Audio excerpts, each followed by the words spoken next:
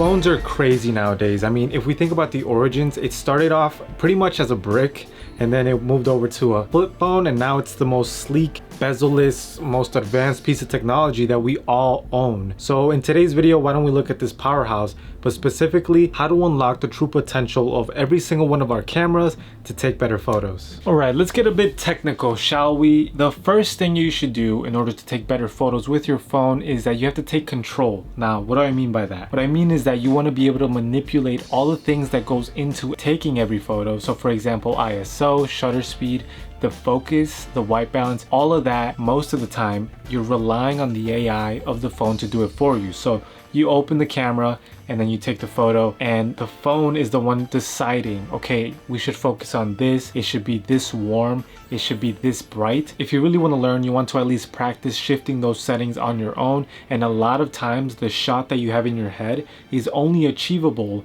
if you are the one that puts the settings instead of the phone. So the phone that I own is the Galaxy Note 9, so in order to unlock all the settings, all you have to do is open up your camera, go to the More tab, and then click Pro. So that's pretty much it. Like on your phone, whether it's iPhone, Google Pixel, or another Samsung, there's a Pro version where you can unlock everything. And here we have ISO, shutter speed standard is where we can make the temperature warmer, we can change the tint, we can add contrast, saturation, highlights, we can make them brighter or darker, and we can also bring up the shadows. So a lot of times people have asked me like, hey, I also have a Samsung, but my video doesn't look like that. So if you take anything from this video, is that that's what I do. I open up the Pro feature, which again, it's not hard at all. You have to do is practice moving left to right, pretty much all the settings, and then you manipulate the image to look better, because sometimes the factory settings are pretty trash. So you have to learn your phone and start dictating what goes into your lens so that you like it, and then you only have to do minor adjustments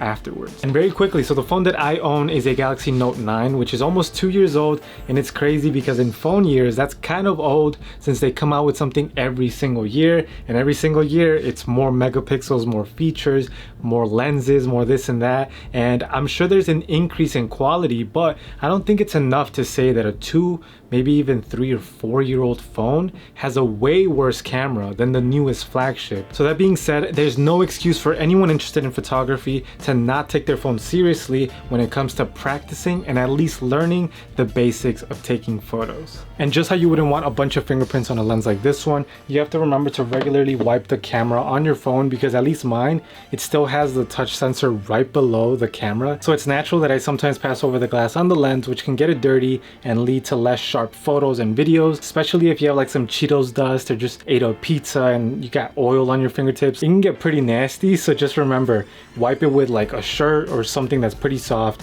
and do it pretty regularly, I suggest. Starting off with your phone being as stable as possible. Now, you saw this in the beginning. I got this from eBay for like $5. It's just a phone mount, but it's really cool because you can rotate it horizontally, and it also has like the screw holes to mount it to various things. Now this one is a GorillaPod, and I really like this simple setup because it eliminates the swaying, which can introduce the slightest of blur. Well, sometimes it's a lot, but even if it's the slightest of blur, people can tell, and that's what lowers the quality and can ruin the photo or kind of give away that it's not a bigger and fancier camera. If you don't have anything like this, you can just practice holding your phone very sturdy, like with both hands, elbows in, and just breathe in and take the photo. Now, what I like to do paired up with this is put a timer for 2 seconds, because if you just have it that when you press the button, it takes the photo.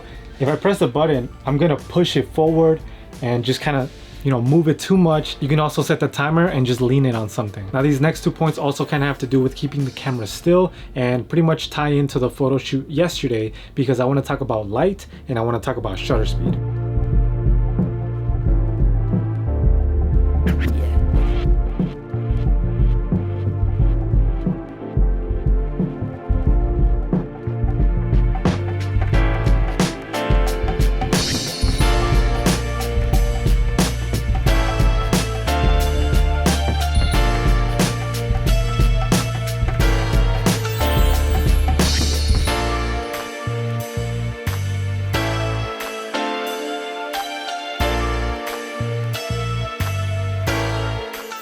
let's just say the light was interesting. I mean, it was a street lamp right in front of my house, so the light was super warm.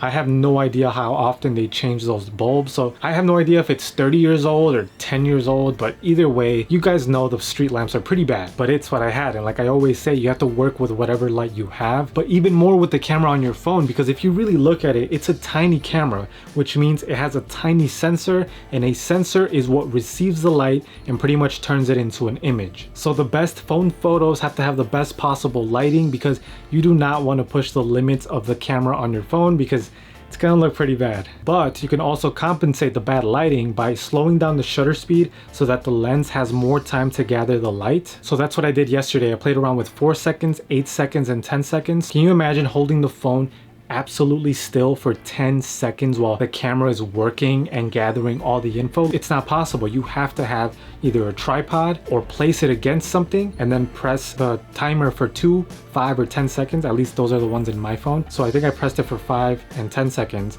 So pressed it and then let it do its thing, check it, and then retry different settings or different positions. And I was super happy with the set because it mimicked like a deep sunset, when in reality you saw it's just a really warm street lamp.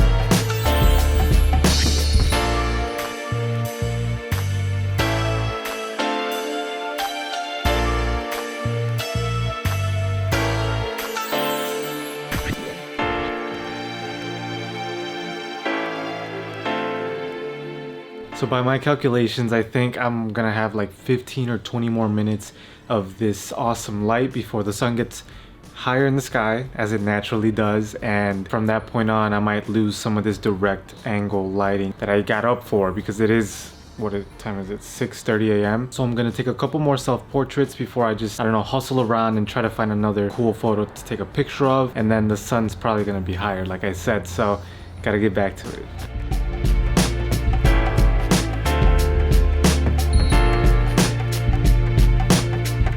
Now I have a couple more points to help you guys kill the phone photography game, and one of them is, of course, composition. So you should turn on the grids on your display, for example the rule of thirds, and place the points of interest on the line intersections. Start thinking of yourself as an artist, even though it's just a phone, which again, it doesn't matter. It's a really good tool, and really try to improve at seeing the lines and the shapes in your photos and working towards finding better angles and overall improving your vision. Now something else that of course helps you get to your vision comes in editing. You can always improve your composition by cropping in and lining up the rule of thirds that way, or you can also crop in to get rid of negative space, and that way you fill the frame. And when it comes to colors, shadows, highlights, all of that stuff, it's all about experimenting and finding a style that is visually appealing to you, because you're the one putting in the work to become a better artist and overall improving your craft. And again, use your phone as a super valuable tool to get better in the long run. And last but not least, guys, remember to get creative and really exercise your brainstorming capabilities,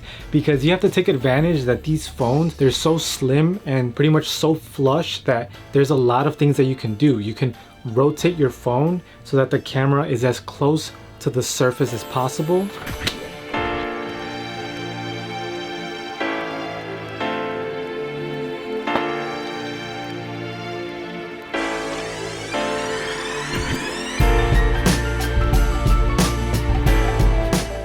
Or you can also play with water and take advantage of the light bending that it does.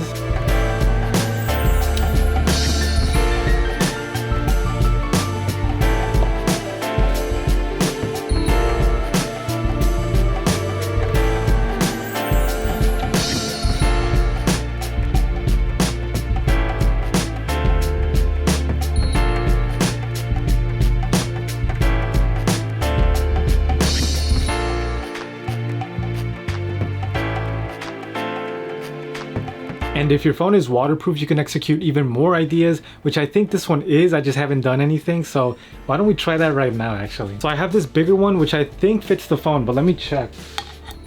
Okay, yeah. Nice and snug. All right, let's do it. Again, you want to check to see if it actually is waterproof. I am not responsible for you trying anything.